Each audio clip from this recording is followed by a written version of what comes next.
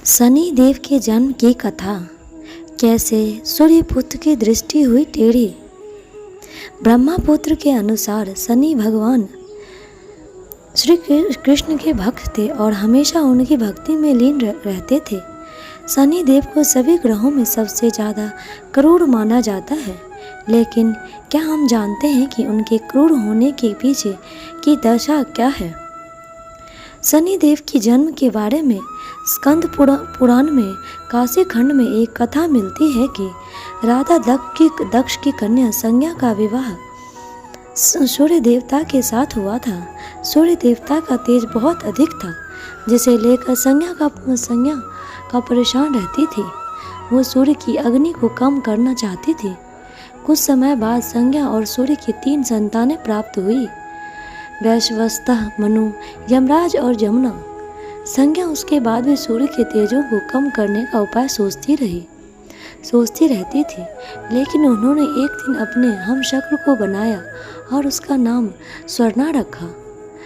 संज्ञा ने अपने बच्चों और सूर्यदेव को जिम्मेदारी स्वर्णा को सौंप दी और खुद अपने पिता के घर चली गई।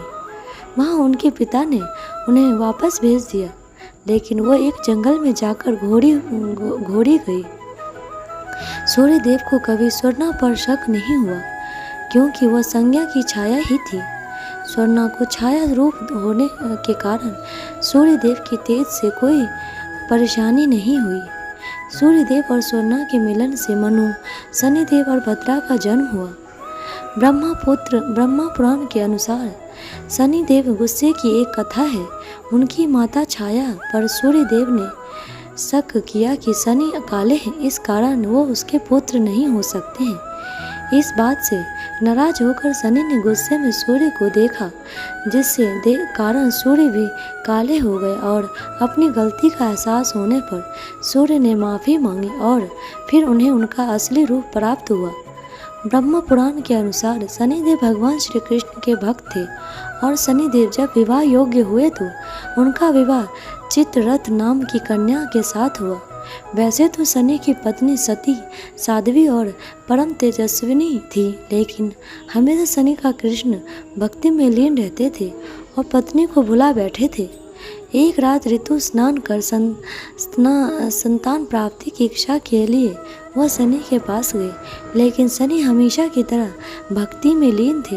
वो प्रतीक्षा करके थक गई और उनका ऋतुकाल बेकार हो गया।